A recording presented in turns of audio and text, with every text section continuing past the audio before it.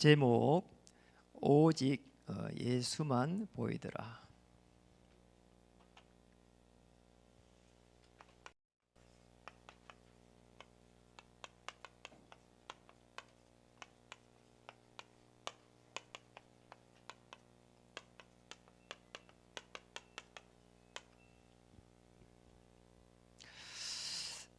아시다시피 코로나 19 이 상황 속에서 사회적 거리두기를 계속 하고 있습니다. 사실은 초대 교회는 눈에 보이는 그 속에서 핍박을 이렇게 당했습니다. 지금은 코로나 이 상황 속에서 사실은 눈에 보이지 않게 이렇게 신앙생활 하는 부분에 많은 제약을 받는 이렇게 어려움이 많습니다. 우리 인간은 다른 동물과 틀리게 이렇게 영적인 존재입니다. 피조물이 창조주 하나님 앞에 무릎 꿇을 때 가장 행복하게 됩니다. 오늘 우리가 말씀을 통해 가지고 하나님의 살아계심과 정말 주 예수 그리스도의 복음의 능력과 성령의 그 역사하심 속에 들어가기를 주님의 이름 축원합니다. 사회적 거리두기가 있지만은 우리는 하나님과 더 가까이 되는 그런 은혜의 시간이 되기를 원하고, 특별히 우리가 주일날 모여서 이렇게 드리는 예배도 소중하지만 흩어져서 가정에서 드리는 예배, 또 6일 동안의 현장 예배 더 중요합니다. 오늘 예배에 함께 참여하는 청강교회, 그리고 동대문지교회, 그리고 요즘 이렇게 이제 가족들과 아시는 분들을 초대해가지고 예배에 지금 같이 드리고 있는 공주지교회, 그리고 충주지교회에 하나님의 나라 임하는 시간 되기를 주님의 이름으로 다시 한번 축복합니다. 그래서 우리가 실제적으로 베드로전서 5장 7절 8절을 볼 필요가 있습니다. 마귀가 우는 사자처럼 이렇게 공격한다고 했습니다. 그래서 염려하지 말라고 했습니다. 아무리 어려운 상황일지라도 사실은 우리가 서론해 봐야 될 부분이 영적인 이 상태입니다.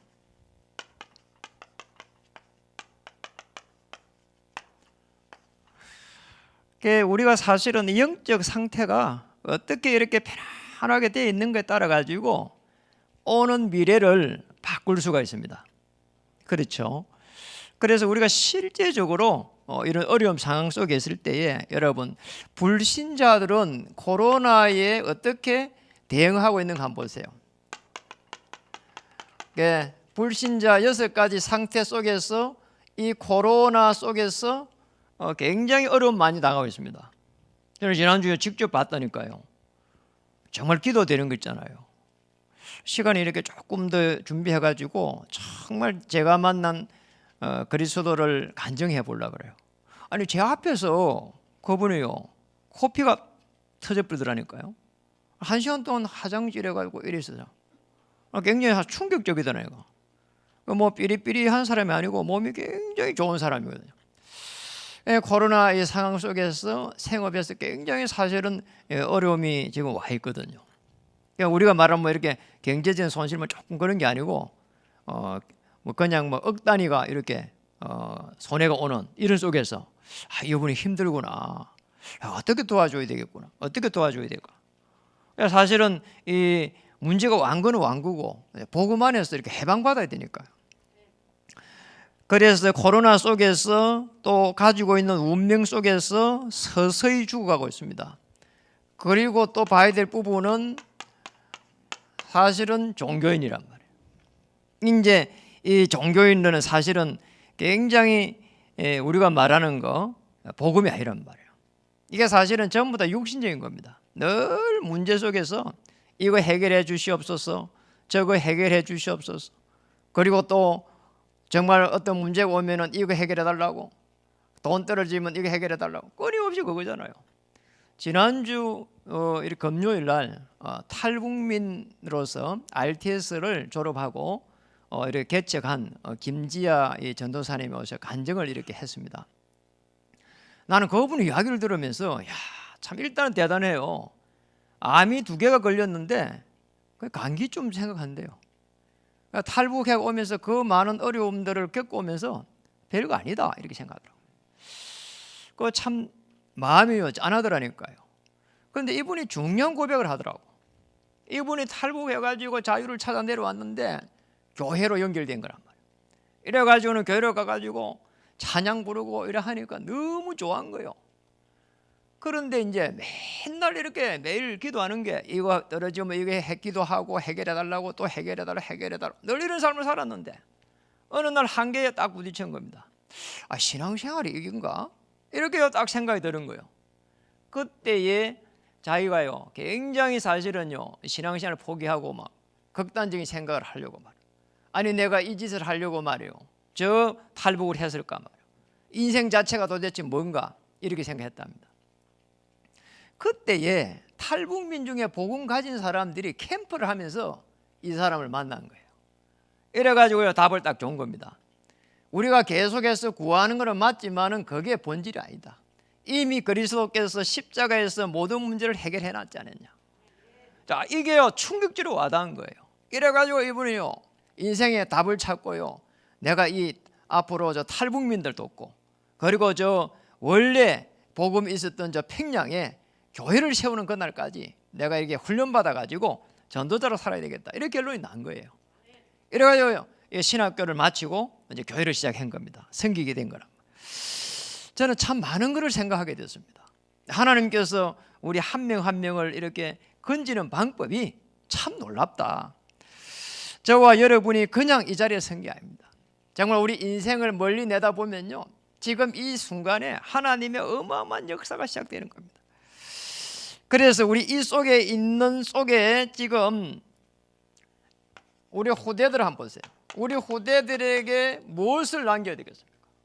그 김지아 그 전도사님 그 이야기 하더라니까요. 매일 구하고 기도하고 찬양하고 그게 단 줄 알았는데 그게 아니라는 거예요. 그리고 문제가 안 오기를 원했는데 그게 아니라는 거예요. 문제 속에서 하나님의 그 능력을 체험하는 것이 신앙생활이다. 그게 복음이라는 거잖아요. 우리가 문제를 피할 수도 없다면 하나님의 이 능력, 우리 능력 말고 하나님의 능력을 체험해야 된다는 거예요. 이게 사실은 신앙생활이에요. 이게 우리를 부르신 하나님의 계획이에요. 하나님께서 우리를 불러가지고 이걸 갖다 체험하려고 하는 거예요. 살아계신 전능하신 하나님께서 우리를 창조하시고 그리스도 예수의 그 복음의 능력을 체험할 수 있도록 이게 끝입니다. 이거 되면은 하나님은 여러분을 정말 사랑하시고 인도해 가십니다. 한 번만 체험하세요. 그리고 나면은 믿어버리세요. 그리고 나서는 인도받으세요. 하나님의 능력. 그래서 오직 예수만 오늘 본문에 보였는데요.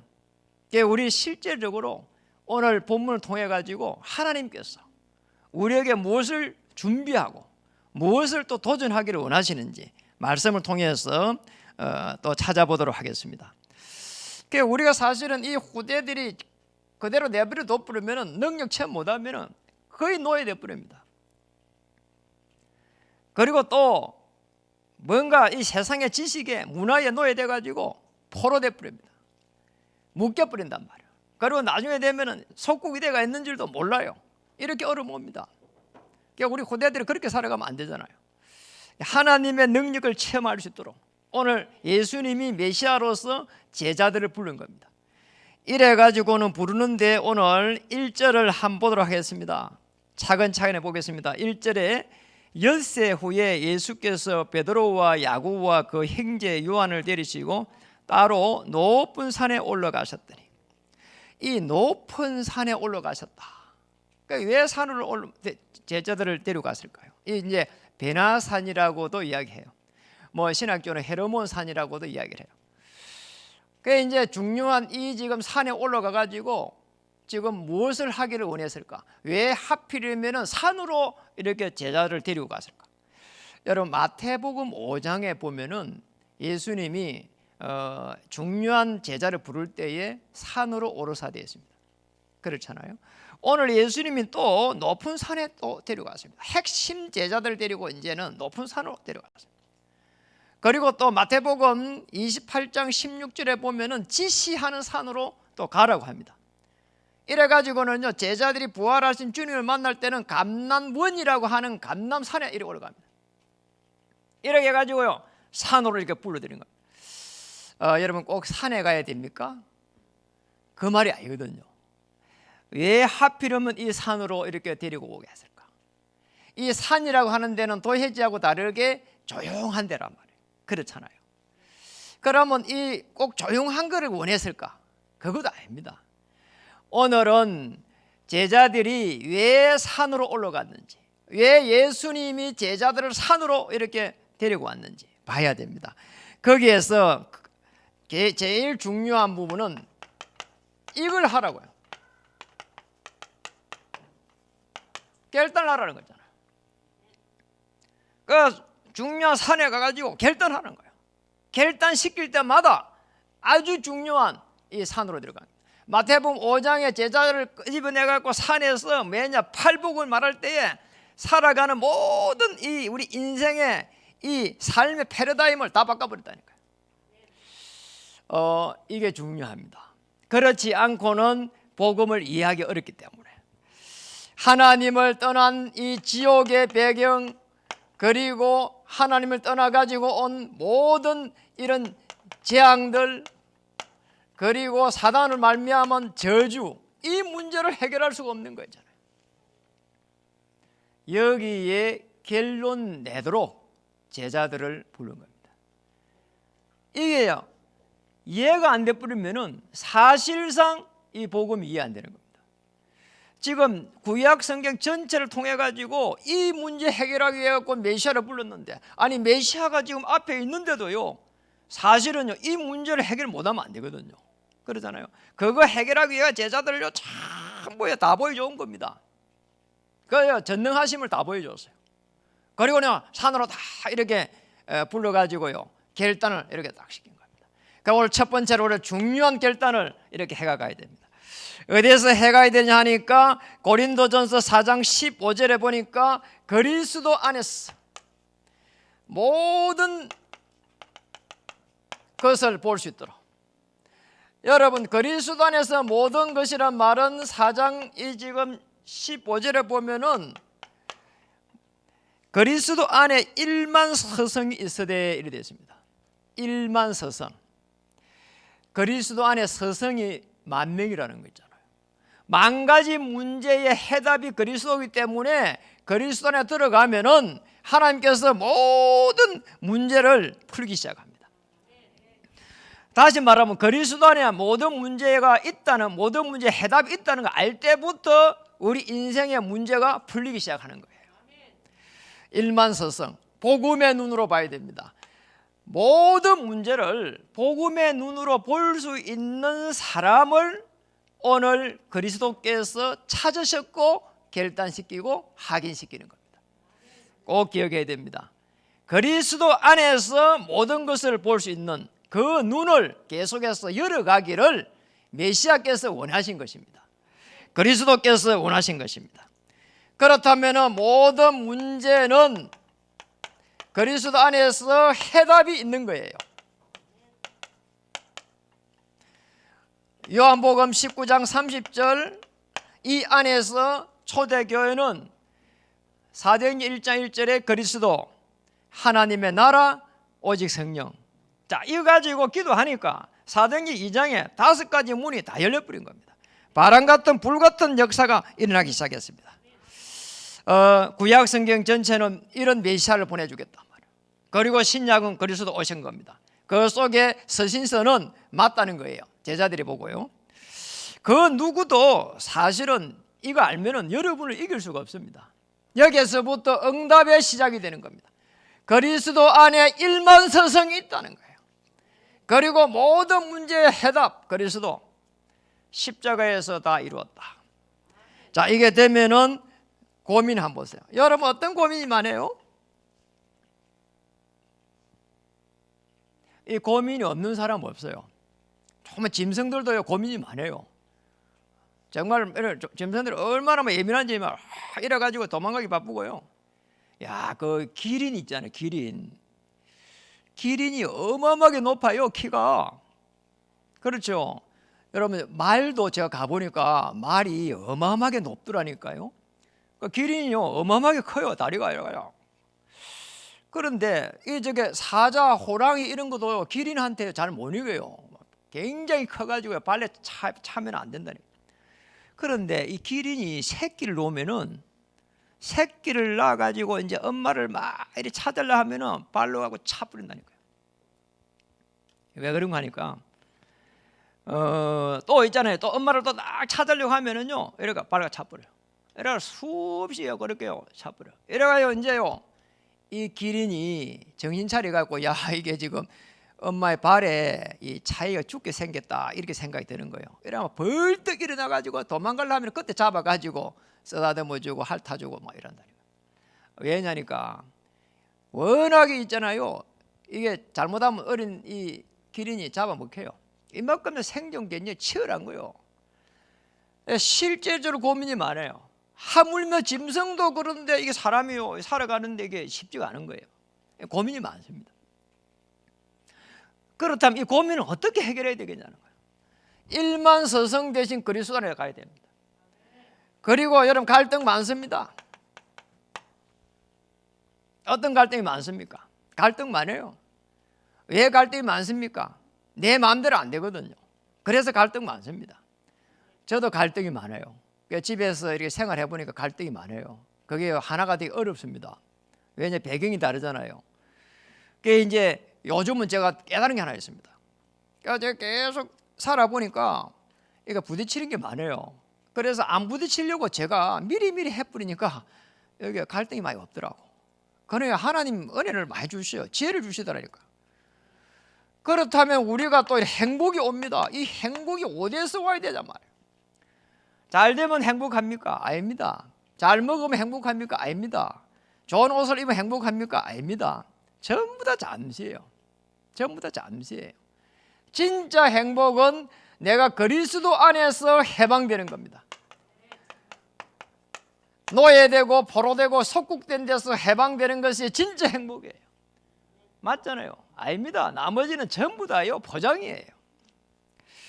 그래서 한번 보세요. 우리가 뭘 결단해야 되는 거 하니까 그리스도 안에서 이렇게 누림 속에 들어가야 되는 겁니다.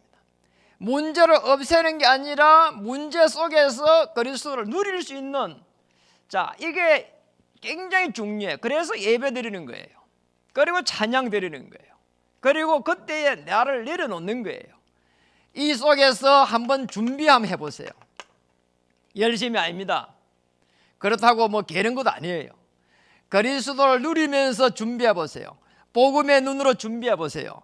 그때 되면 기대가 있습니다. 하나님 어떻게 역사하실까 말이에요. 왜냐, 성령께서 역사하시니까. 그리고 이때에 하나님께서 분명히 체험을 시킵니다.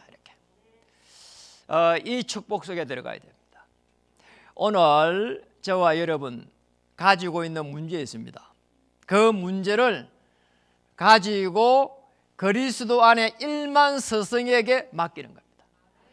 그리고 내가 정말로 복음 안에서 행복하냐, 그리고 그리스도 안에서 편하게 한번 누려보세요. 여기 한번 결단 한번 해보세요. 두 번째입니다. 4절 5절 우리가 다시 한번 본문을 통해서 읽어보도록 하겠습니다. 4절 5절 베드로가 예수께 여쭈어 이르되 주여, 우리가 여기 있는 것이 좋사오니 만일 주께서 원하시면 내가 여기서 초막 셋을 짓되 하나는 주님을 위하여, 하나는 모세를 위하여, 하나는 엘리야를 위하여 하리다. 말할 때에 호련히 빛난 구름이 그들을 덮으며 구름 속에서 소리가 나서 이르시되 이는 내 사랑하는 아들이요 내 기뻐하는 자니 너희는 그의 말을 들으라 하시는지라. 여러분, 그의 말을 들으라는 거잖아요. 우리가 제자들이 가지고 있는 이 예틀이 있습니다. 초막 셋 중에서 거기에는 하나는 엘리야가 있고 하나는 모세가 있습니다. 모세 오경을 적은 이 모세, 창세기, 출애굽기, 레위기 쭉 지은 이 모세가 시내산에서 율법을 받아가지고 하나님의 말씀을 계속 대언했습니다. 이 성경에 이 어마어마한 메시지를 적은 이 모세가 얼마나 크게 보입니까? 그렇잖아요.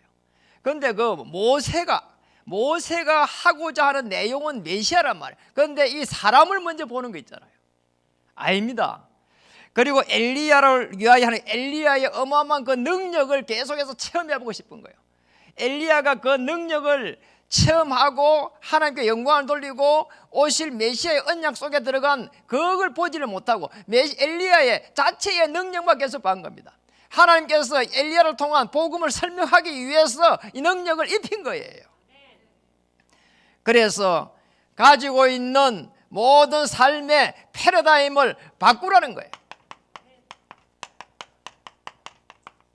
바꿔버려야 돼요. 뭘요? 옛틀을, 가지고 있는 옛틀을 뭐냐? 새 틀을 바꿔버리는 겁니다. 이렇게 딱 바꿔버려야 돼요.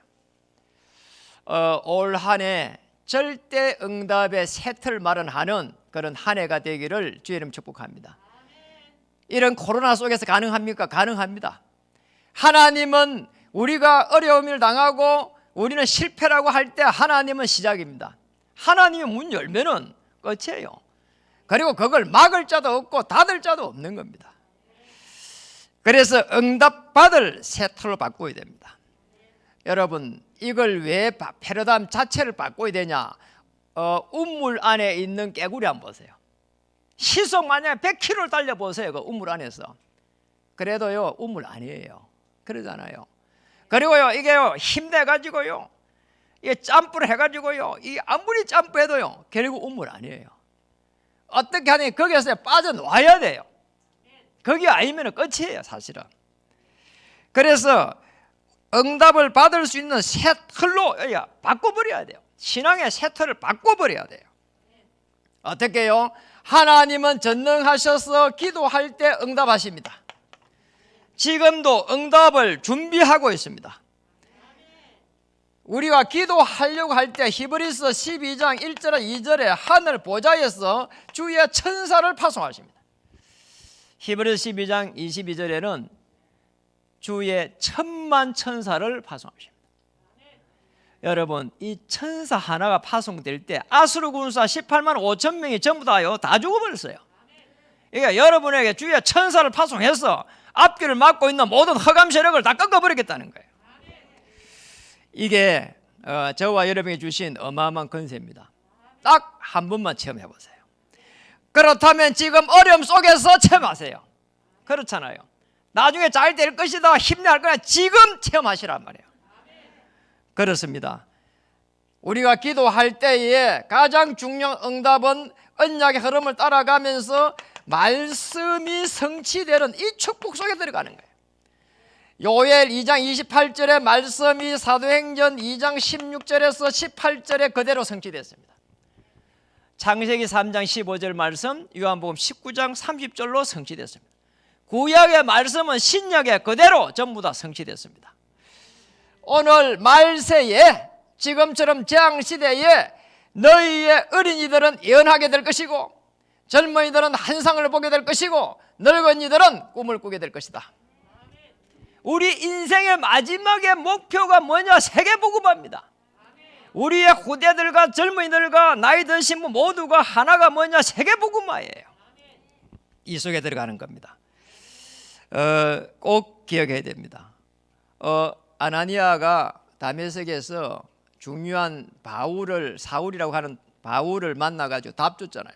사도행전 9장 15절에 답을 줬는데 그 말씀을 붙잡고 계속해서 가는데요, 바울을 막을 자가 없었잖아요.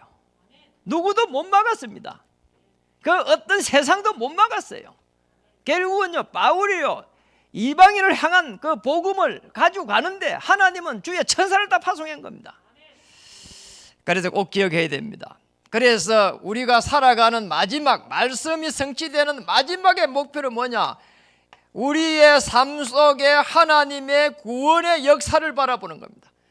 이 구원이라고 하는 것은 하나님이 우리에게 주신 생명을 말하거든요. 이겁니다. 이게 얼마나 생명이 귀했는지 히브리서 1장 7절에 보좌에 계신 그리스도가 천사들을 바람으로 사역자들을 불꽃으로. 자, 여러분 고성에 전에 불암 났습니다. 자, TV 한번 보면서 놀랬다니까요. 불이 막 불꽃이 막 날아다니는 거 있잖아요. 그러면 옆에 조금 가는 게 아니고 정말 수킬로 날아가는 거 있잖아요. 사역자들이 언약을 붙잡고 가는데 불꽃으로 삼아가지고 가겠다는 거예요. 그러면 이 불꽃이 타야 되니까 주의 천사들을 바람을 불러서 불꽃이 가도록 하겠다는 거잖아요. 이게 저와 여러분에 주신 중요한 사명입니다. 사명 감당하라고 하나님은 천사들을 바람으로 여러분들을 사역자로 세우시고 불꽃으로, 이게 저와 여러분이 주신 하나님의 축복입니다. 그렇다면은 우리는 뭐 해야 됩니까? 어떻게 바꿔야 됩니까? 다른 게 아닙니다. 우리가 이런 시대에, 이 코로나로 하는 이 시대에 여러분 우리가요 마음대로 할 수도 없어요. 저 조그만 섬나라도 코로나 이거 다 들어갔어요. 그렇잖아요. 237개 나라 중에 그 210개 나라가 지금 다 들어갔어요. 거의 지금 코로나 안 들어간 데가 없어요. 이게 눈에 보이지 않는 거기 때문에 막을 수도 없어요. 그런데 중요한 것은 이런 속에서 우리는 준비할 수가 있고 정비할 수 있는 겁니다. 저는 이 사역에 대한 부분들을 많이 생각해 봤어요. 하나님, 이런 속에서 우리가 사역을 앞으로 어떻게 해야 됩니까? 이 코로나가 끝나고 나면 앞으로 사역을 어떻게 해야 됩니까? 저희의 일평생에 이 사역을 어떻게 해야 됩니까? 이러니까요 너무 중요한 부분들이요 다시 점검이 되지고 힘이 나고, 그리고 기도를 많이 할 수 있는 은혜를 입혀 주시는 거 있잖아요. 그리고 우리는 뭐냐, 마지막으로 이 속에서 다시 한번 도전하는 겁니다. 이렇게 바꾸는 겁니다. 패러다임을 바꾸라. 우리의 삶의 패러다임을 바꾸라. 창세기 3장의 그 깊은 영적 문제, 결국은 우리의 발목을 잡습니다. 누구라도 똑같이 옵니다. 그런데 바꿔야 되는 거예요. 안 바꾸면 안 돼요. 어떻게 바꾸냐? 복음 안에서 바꾸면 됩니다. 저는 성품이 늘 이야기했잖아요. 급해요. 그게 제 잘못이 아니에요. 우리 아버지가 주신 이 성품이 급해요. 아버지가 늘 보면 급하더라니까. 말을 하면 되잖아요. 작대기부터 먼저 들어가고 던지고 때리고 그래요. 이게 아버지의 모습이라. 그러니까 나는 늘 그것만 봤어요. 우리 누나들 늘 도망가는 거 봤어요. 그러니까 대화가 안 되는 거 있잖아요. 그러니까 참 그게 마음에 이게요. 저도 모르게 누가 같은 말을 딱 한번 한다든지 듣기 싫은 말을 하면은 그냥 이게 막 뚜껑 열리버려요. 극한 이게 막 뭐가 팍 이렇게 내가 터지는 게 아닌가 이런 식으로 뭔가 이게 막 올라와 버려요. 그런데 제가 복음을 받아 보니까 이게 창세기 3장에 나의 영적 문제구나. 이거 바꿔야 되겠구나. 내게는 이런 부분으로 창세기 3장에 깊은 영적 문제가 와 있구나. 여러분 이거 피할 수가 없습니다. 누구에게 똑같이 다른 모양으로 와 있어요. 여러분 한번 보세요. 복음을 가지고 보면 다 보여요. 그러잖아요. 기도할 뿐이 다 보여요. 그러니까 어떤 분은 이렇게 오고 어떤 분은 저렇게 오고 전부 다 그렇게 오가 있는 거예요. 그러니까 우리 자녀들 보면은 이렇게 와 있고 저렇게 다 보여요. 우리 사모도 보면 이렇게 보이고 저렇게 보여요.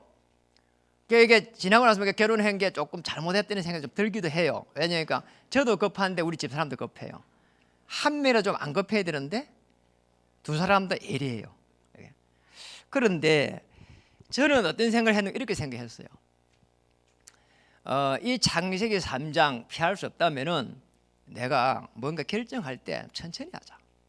그리고 결정할 때 같이 협의를 해갖고 하자. 이렇게 바꿨어요.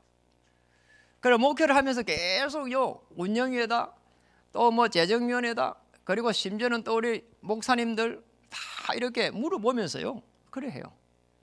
거진 제가 결정해야 될 거도요. 우리 강 목사님, 이태동 목사님, 임세동 간사까지 제가 다 물어봐요. 왜냐? 하나님의 뜻이기 때문에. 왜냐? 저를 치유하기 위해서. 저를 치유하기 위해서. 그러니까 그리고 가정에 가면은 또 부딪히잖아요. 안 부딪혀야 되니까 제가 해버려요. 그래서 제가 하려는 게는 또 열받아요. 왜 옆에 있는데 다른 사람 안 하고 제가 하려고 하니까 열받아. 그래서 제가 어떤 생각을 했는가 하니까 나는 전도자이기 때문에 내 혼자 살아가는 거다. 그냥 어차피 만약에 뭐 헤어져 버리면 나 혼자 살아야 되는데 내 혼자 산다 생각하고 같이 있는 거야. 그래 내 혼자 있다고 생각하면서 같이 있는 걸 생각하니까 마음이 편하더라고. 그런데 나 혼자 해야 된다고 생각하면 이게 스트레스라니까 뭐든지 가정에 뭐 일을 잘 지고 해야 되잖아요. 그런데 나 혼자 있는 거야. 그런데 저분들이 같이 있는 내 혼자 있으니까 너무 심심하니까 그냥 있는 거야. 이렇게 생각하니까 편안한 거 있잖아요. 그러니 뭐 빨래를 해도 되고 뭐 세탁기 돌리도 되고 청소해도 되고 그 뭐 오물을 데리고 가져가서 갖다 버리도 되고 뭐 모든 걸 다 할 수가 있는 거예요. 할 수 있더라니까요. 그렇게 생각하니까 왜 내가 바꿔야 되니까. 여러분이 가지고 있는 창세기 3장 깊은 거 그리스도 안에서 바꾸기를 주의 이름 축복합니다. 그걸 바꾸어야 우리의 삶의 인생의 새 틀로 바뀝니다. 그런 삶의 새 틀의 패러다임으로 바뀌어야 되는 거예요. 그래야 하나님이 쓰시기에 아주 좋은 모양이 되는 거예요. 하나님 우리를 질그릇을 다시 옛 틀을 바꿔버리고 새 틀로 바꾸기를 원하는 거예요. 세 번째입니다. 오직 예수만 보이도록 어떻게 해드렸냐. 세 번째입니다. 7절 8절 같이 읽어보겠습니다. 읽겠습니다. 예수께서 나와 그들에게 손을 대시며 이르시되 일어나라 두려워하지 말라 하시니 제자들이 눈을 들고 보매 오직 예수 외에는 아무도 보이지 아니하리라. 여러분 여기에 보니까 예수 외에는 아무도 보이지 아니하더라. 그 전에 정말 두려워하지 말라 한 거는 이게 제자들이 가지고 있는 그 영적 상태가 그대로 드러나 버린 거예요. 부끄러운 거예요. 늘 육신적으로 말. 그리고 세상에 보이는 대로 말이에요. 오직 했으면 막 모세, 오직 했으면 엘리야 막 이랬단 말이에요. 그런데 보니까 아니라는 거 있잖아요. 그리스도가 느껴진 겁니다. 그리스도가 체험되지는 순간입니다. 우리 인생의 근원적인 문제가 그리스도께서 해결하시고 오늘 나를 자녀 삼았구나. 이게 이제 보이니까 두렵고 한편으로는 부끄럽고 한편으로는 두려운 거예요. 그런 가운데 하나님이 제자들을 눈을 열어버리니까 제자들이 눈을 이제 들어가 진짜 보니까 오직 예수 외에는 아무도 보이지 않는 거예요. 오직 예수만 보인 겁니다. 영적인 눈이 열린 거예요. 그래서 우리가 이 영적인 눈이 열린 뭐 해야 되느냐 하는 거예요. 영적 눈을 열으면은 결단해야 될 게 있습니다. 영적인 눈이 하나님께서 그리스도께서 열어주신다는 말은 골로새 4장 2절에 하나님이 전도할 문을 우리에게 열어주사 그리스도의 비밀을 말하게 하시기를 구하라. 그리스도의 비밀을 말할 수 있도록 영적인 눈을 열어주신 겁니다.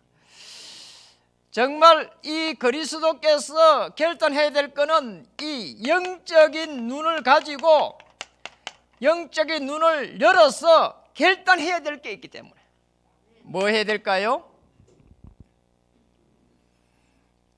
그리스도 안에 완전하고 충분하고 모든 것이 있기 때문에 물질이 많이 필요하다 그래요. 하나님 필요하면 채워주실 겁니다. 저는 여기에 올 때 우리가 이게 올 때 한 3년 정도는 뭐 어려움이 있겠다 이렇게 생각을 했어요. 이제 한 2년 지냈습니다. 이제 1년 남았습니다. 하나님께서 완벽하게 인도하실 거라고 믿어요. 왜냐하니까 처음부터 교회가 우리는 후대에게 언약을 전달하고 후대들이 복음을 전할 수 있는 복음 운동할 수 있도록 저를 불렀고 그걸 언약을 가지고 여러분을 섬기게 됐기 때문입니다. 그래서 언약 전달입니다. 사도행전 20장 24절 주 예수께 받은 사명입니다. 내가 달려갈 길과 주 예수께 받은 사명 곧 하나님의 은혜의 복음을 증거하는 일에 그 일을 마치려 할 때는 나의 생명조차 조금도 귀한 것으로 여기지 아니하노라. 언약 전달. 자, 여기에 뭐냐? 결단하는 겁니다. 언약 전달의 결단을 내리세요. 우리가 코로나19라고 하는 이 속에서 1대1로 우리 자녀들에게 언약 전달하고 내 가까이 있는 사람 언약 전달하고 더 좋은 기회예요. 그렇잖아요. 영적으로 더 항폐해 있고 정신적으로 더 어려움 당하고 있는 이때에 1대1로 다시 파고들고 또 이렇게 은혜를 끼치고 성령 인도를 받으면서.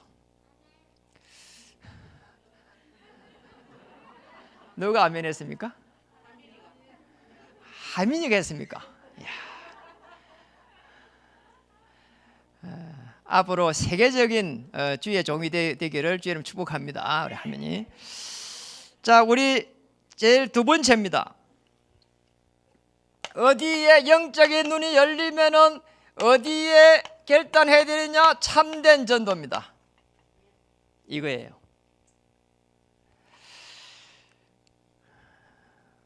사도행전 9장 10절에서 13절. 아나니아가 환상 중에 주를 바라보고 있는데 하나님께서 아나니아를 부르십니다. 아나니아야. 여러분, 이때의 아나니아가요, 주여 내가 여기 있습니다. 이제 직가로 가라는 거 있잖아요. 여러분, 성령의 편한 인도를 한번 받아보세요. 지금 이 시대는 많은 사람들이 4차 산업시대라고 이야기합니다. 4차 산업시대는 그 인공지능 시대라고 합니다. 인공지능. 그러니까 인공이 우리가 만드는 이 지능이 이제는 계속해서 산업을 주도해 가는 겁니다. 그러니까 앞으로는 모든 게 자동화돼 버려요. 그러니까 이제 심지어는 인공으로 만든 지능이 우리 인간보다도 더 뛰어난 일을 할 수 있는, 왜 정신줄이 시달려 버리면은 인공지능보다 못한 거예요. 이래가지고요, 이 인공지능이요, 그냥 막 차 운전도 다 해버려. 그래가지고 막 물건 가지고 택배도 다 해버려. 그리고 뭐 의사들도 뭐 이렇게 막 공부해갖고 의사 할 거라고 막 밤낮을 맞춰 공부하고 했는데 의사들, 변호사들 필요가 없어. 그냥 의사들 진로보다도 막 인공지능이 더 잘 의사 해버려. 그리고 법률 그 많은 거 막 뒤지고 할 필요가 없어요. 그냥 두들면 다 놓아버려. 그냥 앞으로 이런 시대에 살게 됩니다. 다 이렇게 해가지고 모든 게 인공이 우리 이제 인간을 지배하는 시대가 오고요. 이러고 나면 우리 인간은 뭐 해야 됩니까? 할 게 없어. 뭐 해야 되지? 전부 다 자동으로 다 해버려. 뭐 해야 될까요?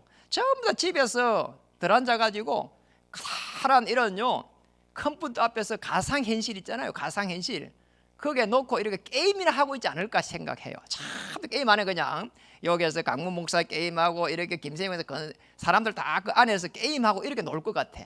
아무것도 안 하고. 참 이상한 시대 올 것 같아요. 여러분, 이런 시대 속에서 문제가 하나 있어요. 아무리 세상이 발전해가지고 4차 산업이 주도해가는 그 인공시대가 올지라도 인간에게 있는 영적 문제를 해결할 수가 없다는 거예요. 무서운 거예요. 이게 무서운 거예요. 그래서 창세기 3장에 이 문제를 놓고 여러분 잘 한번 보세요. 정말 많은 세계 사람들이 이게 어려움 당하고 있습니다. 참된 선교입니다. 이 속에 들어가야 되는 거예요. 그래서 로마서 16장 19절에서 20절에 선한데 지혜롭고 악한데 미련하기를 내가 원하노라. 왜냐? 복음이 증거되기 때문에. 우리가 복음이 증거되기 때문에 하나님의 인도를 받아서 지혜로워야 돼요. 그리고요, 이게 계속 분쟁이 생길 수 있는 걸 피해야 돼요. 그러잖아요. 조금만 우리가 영적 눈을 가지고 이 언약 전달하고 전도와 선교 후대 살려야 되기 때문에 우리는 조금만 창세기 3장으로 사람 이해하고 배려하고 수용하고 초월하고 이런 결단을 해야 돼요. 내가 저분을 이해해야 되겠다. 뭐냐? 그냥 억지로 이해가 아니라 복음 가지고.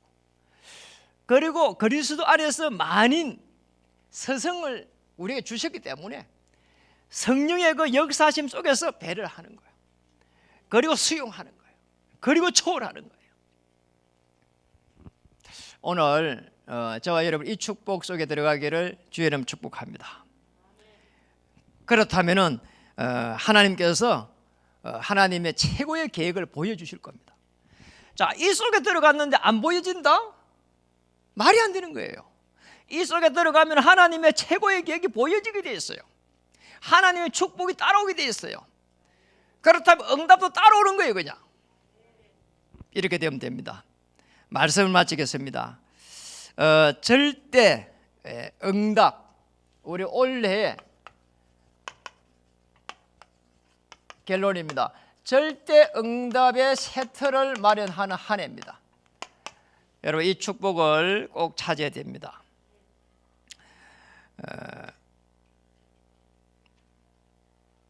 제가 책을 지난주에 하나 사갖고 봤는데요, 제목이 좀 길어요.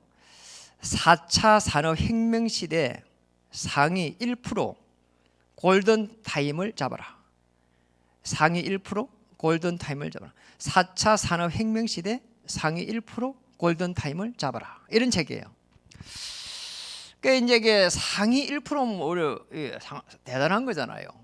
그러니까 이제 그 속에 있는 인물들요, 증명을 많이 해놨더라고요. 그런데 불신자들은 이렇게 말합니다. 실패가 성공의 어머니다. 실패하면서 깨닫는다 이 말이거든요. 그런데 이 저자가 적어놓은 게 이렇게 적었습니다. 훌륭한 서성은 성공의 지름길이다. 서성을 잘 둬야 된다는 거예요. 우리가 이렇게 바로 가야 될 거를 서성을 통해 가지고 바로 갈 수 있다는 겁니다.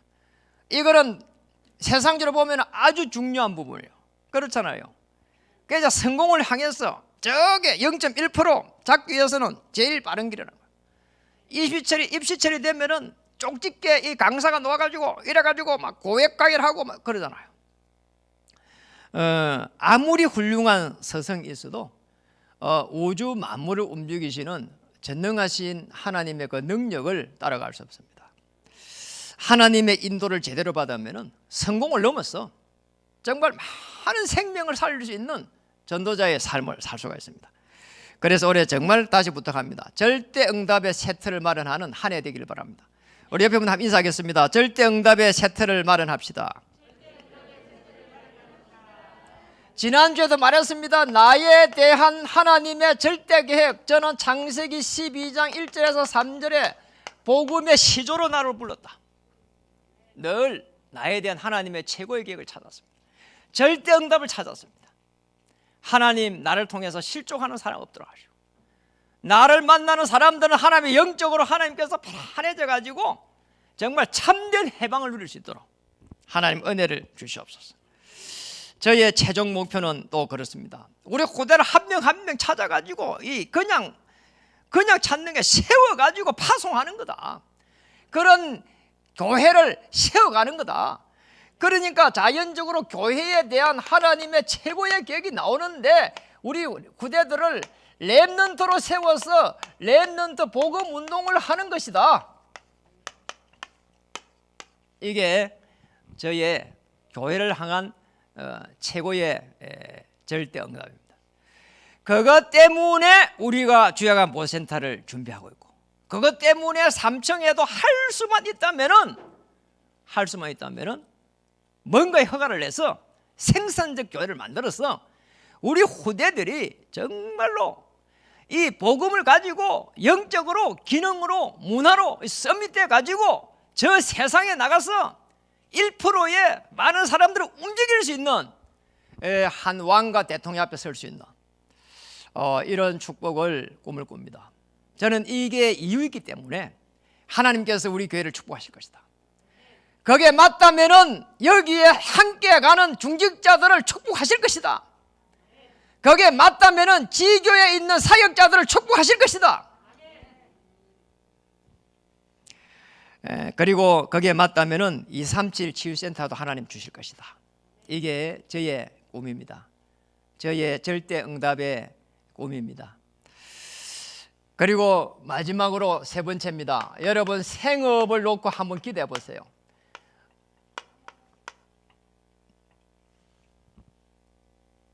버킷리스트. 불신자들이 죽음을 앞두고 가장 하고 싶은 거 10가지를 이렇게 적어보는 게 버킷리스트라고 합니다. 그러니까 우리는 복음을 가지고 있습니다. 여러분 인생의 생을 놓고 교회를 놓고 가문을 놓고 버킷리스트 한번 만들어 보세요. 저는 교회를 놓고 이렇게 버킷리스트 한번 만들면 한 15가지 놓더라니까요.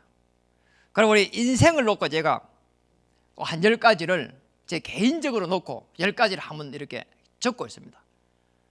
그러니까 한 번은 TV를 쭉 보는데요, 부탄이라는 나라가 조그만 나라가 나오는 거잖아요. 이래가지고요 아주 재밌더라고요. 보고 있는데 행복 지수가 제일 높은 나라가 부탄이라는 거예요. 그 자기들이 뭐 노더라니까요. 확실히는 모르겠어요. 그래가지고 제가요 그 뒤에 부탄에 대해서 자꾸 이렇게 연구를 하게 됐어요. 완전 불교 나라인 거 있잖아요. 불교 나라. 그래서 참요 행복한 나라 모양이다. 그런데 불교 나라니까 좀 그렇다 이런 생각을 하고 있었거든요. 근데 좀 시간이 지나니까 TV에 자꾸 이거 부탄 나라가 나와요. 그래 어느 날 이런 결단을 하게 됐어요. 아니 저렇게 행복한 나라라고 했는데 이혼율이 엄청 높은 거 있잖아요. 그래서 제가 저 부탄에 다음에 전도 여행을 가야 되겠다. 그래도 찾아보니까 세상에 조그만 나라가요 관광으로 먹고 살아가지고요, 관광으로 들어오는 사람은 이 천하의 자연을 보기 위해서 오는 사람들은 관광비를 내고 들어올 때 입국할 때 돈 내고 들어오래요. 야, 돈을 준비해야 되겠구나. 야, 이게 조금씩요. 이거 한 개 제가 전도 여행 가려고 그게 적어놨어요. 그리고 다시 한번 예루살렘에서부터 해서 바울이 걸어갔던 그 길, 그걸 한 번 더 가봐야 되겠다. 많은 사람들이 죽을 때 전에 유럽 여행 한번 가보라 그래요. 가가지고 가보면 뭘 보냐 하니까 그 중요한 자연들, 그리고 그 어마어마한 이 성 있잖아요. 그리고 또 성당 뭐 이런 거 보러 가는 거예요. 뭐 성당 하나 짓는데 400년 500년 이렇게 지어놔서 얼마나 대단하겠어요. 샘시하겠어요.